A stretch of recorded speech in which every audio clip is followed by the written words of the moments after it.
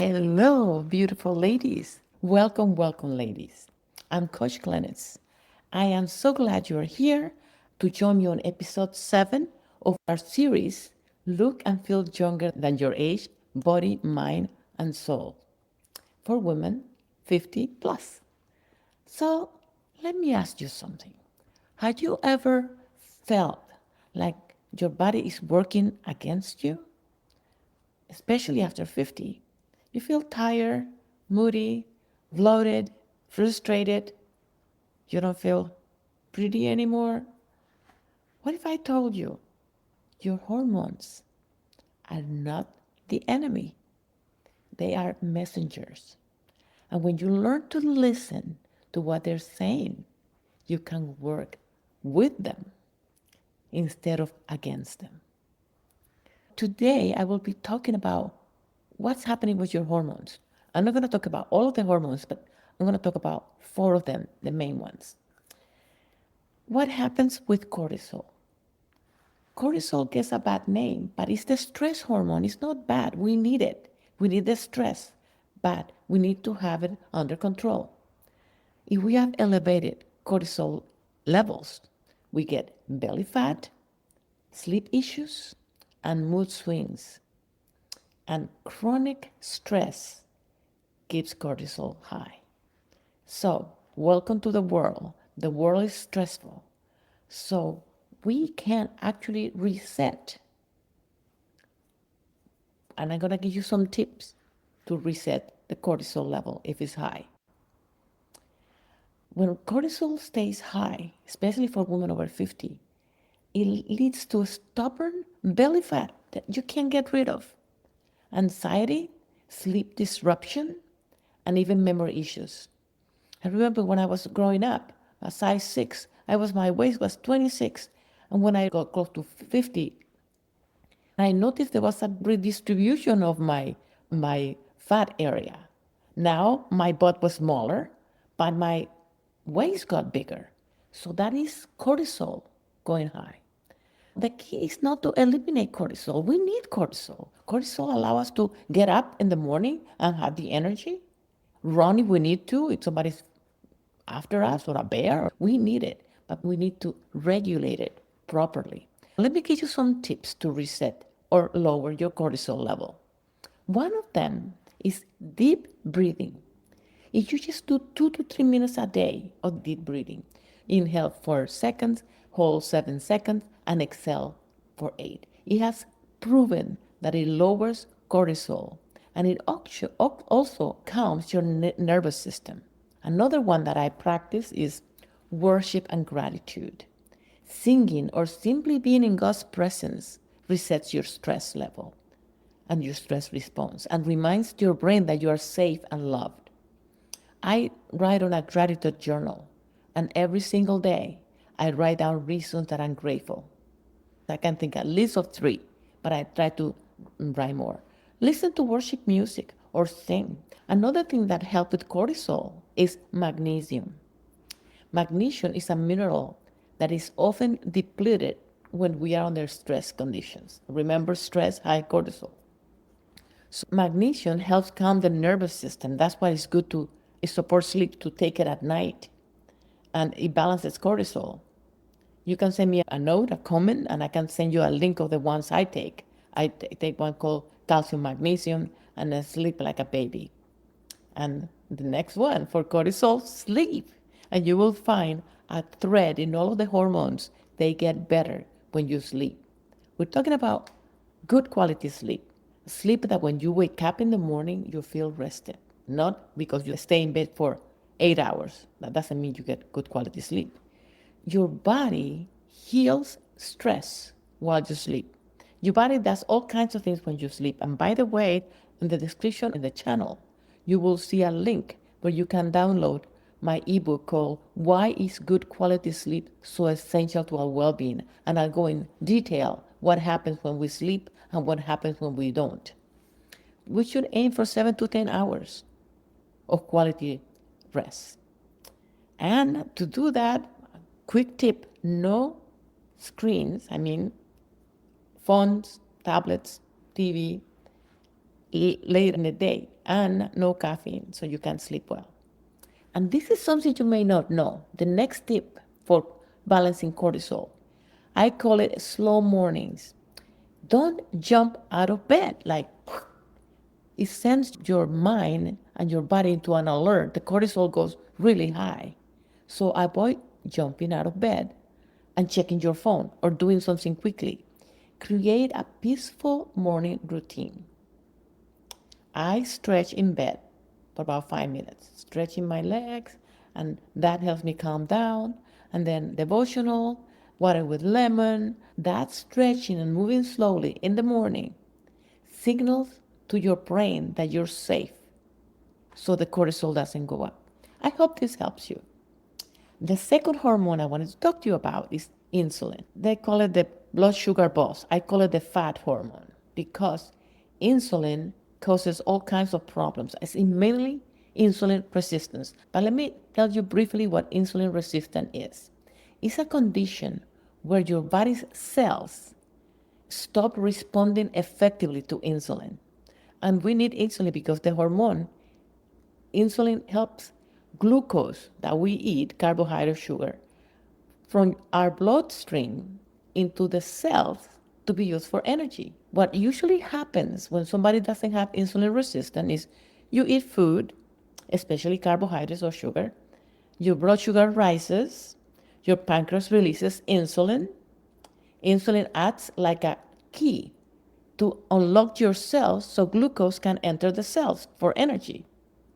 Then blood sugar levels return to normal. That is a healthy pancreas. But what happens with insulin resistance? Your cells ignore insulin signals. So glucose cannot enter easily so that they don't have energy. And so because that is happening, the body produces more insulin to compensate. But blood sugar stays high and insulin levels stay high too. And over time, what happens with this? Fatigue, weight gain, especially around the belly, like cortisol, cravings, especially carbs, brain fog, hormonal imbalance, and guess what? Eventually, prediabetes and type 2 diabetes. I want you to know that common triggers for insulin resistance is eating lots of sugar and refined carbs. I think sugar should have a toxic like danger sign on every sugar packet. Another common trigger for insulin is chronic stress, lack of movement, poor sleep, again, sleep, and hormonal shift, which we have no control over that because it happens when we reach mid-40s and 50s.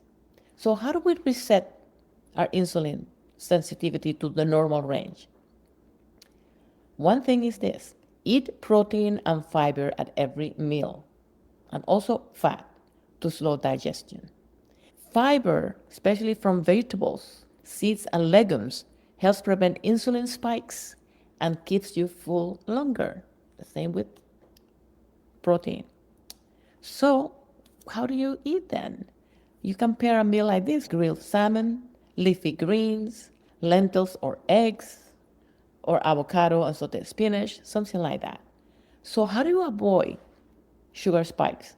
Skip processed foods. If you have any processed food, any box, there are ingredients that you can't pronounce, you shouldn't be eating it. That's what I say.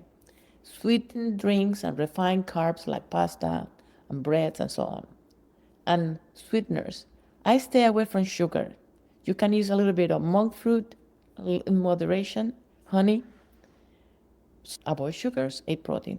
One thing that you may not know: move after eating. See, a 10 to 15-minute walk after meals. By the way, the people in Europe do that. Older people in Spain, Italy do for a walk after dinner. If you walk for 10 to 15 minutes after a meal, it improves blood sugar regulation and helps shuttle glucose into muscles instead of being stored as fat. So that's a tip. Another one that it has moving after a meal and aids digestion and reduces post-meal fatigue. Those are the 3 habits that you should do. You combine them, you can help your body respond to insulin more efficiently. But I'm going to mention 3 more things that you can do. Get quality sleep again, manage stress, and magnesium. You can include magnesium-rich food with leafy greens, pumpkin seeds, and so on. So, number 3, estrogen. That's the feminine regulator. After 50, estrogen drops, leading to dry skin, anxiety, weight gain, and brain fog. We don't want that. But we don't need to fear, because there are things that we can do, some tips to reset our estrogen level. And we know what happens when estrogen level gets low after 50. We accumulate fat around our belly, hot flashes, and forgetfulness, all these things. But it's not the enemy, it's telling you it's going low. So let's try to increase estrogen. Now, you can go to bioidentical hormones, and we can talk about that some other time. But one thing that you may not know is this. Cruciferous vegetables, what are those? Broccoli, kale, cauliflower, Brussels sprouts, cabbage. They contain a compound called indole-3, carbinol, and sulforaphane. These compounds help your liver process and eliminate excess or dirty estrogen. You heard about the phytoestrogens? When you have a bottle of water that's plastic, it creates a estrogen-like compound that goes into your body. Well, cruciferous vegetables help us get rid of those. They also protect against estrogen dominant symptoms like bloating and breast tenderness. So how do we do that? Include 1 or 2 cups daily. One day broccoli, the other kale, the other cauliflower, Brussels sprouts, and cabbage included. It's not just food, it's a cleanser for the bad estrogens in your body. Another one is incorporate flax seeds. Flax seeds are amazing. They are the superstar for hormonal balance. They contain lignans. They help balance estrogen levels, whether they are too high or too low. So flaxseed should be in your house, but not just in your house. You should use it. It also supports gut health, which plays a major role in how estrogen is recycled in your body. So how do you use flaxseed? Try a tablespoon of freshly ground flaxseed in smoothies, oatmeal, or salads. Another one is healthy fats. So we are talking about cruciferous vegetables, flax seeds, and healthy fats. Our bodies need fat to produce hormones. That's why if somebody's anorexic, they never get pregnant. Now, what are the good fats, the healthy fats? Avocados.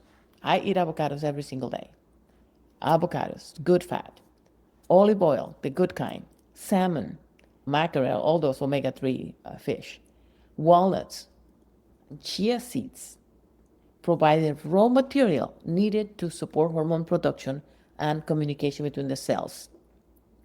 And the healthy fats also reduce inflammation. We can disrupt hormonal signaling. The next thing, sleep. You see the common thread? It helps with lowering cortisol, it helps with insulin, and it helps with estrogen. Estrogen supports restful sleep, and good sleep supports estrogen production and detoxification. In perimenopause and menopausal women, poor sleep can worsen estrogen imbalance. Once again, get my ebook. Create a consistent bedtime routine, and I go in detail in the ebook on that. Avoid blue lights, TVs, computers, all that. 2 hours before you go to sleep. And try magnesium or herbal teas. I like chamomile or linden tea to support deep rest. The last hormone I'm going to be talking about today is the thyroid hormone. It's the metabolism master. And what happens after 50? Thyroid function can become sluggish, hypothyroid, especially for women. And this can result in fatigue, stubborn weight gain, guess where? Around the midsection. Brain fog, dry skin, thinning of hair, and cold hands and feet. And this is often overlooked or misdiagnosed. And the reason is this. because standard blood work does not go in detail. You only get the TSH, the thyroid-stimulating hormone. When I do my platinum program for 4 months, I have 4 programs, bronze, silver, gold, and platinum. My platinum and gold include a blood work that I go into detail on all kinds of things, but one of them is not just the TSH, but T3, T4, reverse T3, and thyroid antibodies, because sometimes you are within the normal range, but you're not in the optimal range. So it is important to check your blood work to see if your thyroid is not working properly. Another thing that you can do is eat selenium-rich foods. Selenium is essential for converting thyroid hormones to their active form and reducing autoimmune thyroid inflammation. We need thyroid, the T3, 24/7. But when it's low and we need it, then TSH, the thyroid stimulating hormone, sends a signal, produce thyroid. What does it produce? T4. Because T4 converts into T3 as needed. That's why you need to have a blood work looking at all these things to detect Hashimoto or hypothyroid or underconversion, because this is the problem. You may be producing T4, but you need T3. So are you converting T4 to T3? You need to figure that out. Selenium. What are the sources of selenium? Brazil nuts. I have it in my freezer, and I try to eat 2 Brazil nuts a day, 2 to 3 per day. Another thing is wild-caught salmon, eggs, sunflower seeds, and shiitake mushrooms. Those are selenium-rich foods. And another thing that people don't know about thyroid: avoid over-exercising. We don't have to tell many people that, but intense, long-duration workouts can actually suppress thyroid function and spike cortisol, because it blocks conversion of T4 to T3. And remember, the body needs T3. So avoid over-exercising. Instead of doing intense long-duration workouts, focus on strength training, which I've been preaching a lot about, walking, Pilates, or just short sessions of high intensity, a few times per week, and rest in between. The last, for the thyroid, support adrenal health. Your thyroid and adrenals are closely connected, and chronic stress can exhaust your adrenals, which in turn impacts thyroid hormone output and, of course, increases cortisol. I call it the hormonal symphony, because every hormone has to play the right note. Well, incorporate daily stress relief practices like deep breathing, worshiping, journaling, magnesium, and proper sleep to support both glands. So, supporting your thyroid isn't just about weight. It's about restoring energy, clarity, and joy from within. If you're experiencing weight that won't budge, sleep struggle, mood swings, brain fog, low libido, it doesn't mean you're broken. It means your body's asking for help. Hormones are messengers. Don't shoot the messenger. Support them. Your body's not fighting you. It's fighting for you. So I'm offering a 30-minute breakthrough session, and I'll find out what you're doing. But as I said, my programs go from platinum to gold to silver, and we have programs that will help you. Some of them are extensive, including blood work and DNA testing and different things, but I have a simple one that is a self-paced course that you can do, but I don't lead you on your own. I give you a 30-minute onboarding. I'll show you where things are in the portal and what you need to do and what questionnaires you need to fill out, because then I'll meet with you for 45 minutes for a lifestyle audit in which I go through the questionnaires. And then you can start the 4 weeks self-paced course. And at the end, when you finish, we meet again for 60 minutes. We go over what worked, and I'll give you a meal plan, and you can continue on your own, or you can join my Wellness Oasis Inner Circle for people that have done my program. And we meet once a month, and I do a teaching, and we're all on Zoom, and I cover material that I put on the portal for Wellness Digest on a topic for the month, and I go into detail explaining a summary of all of those. We have a private Facebook group, and I post at least 5 times a week with recipes, ideas, Bible verses, and encouragement. And then I do a video recipe a month. So I hope you found this helpful. Send me a message if you want to meet with me for the 30-minute breakthrough session for free. And the links for the ebook on sleep, and also a checklist for hormonal balance. See you next Saturday. May God richly bless you. Bye-bye.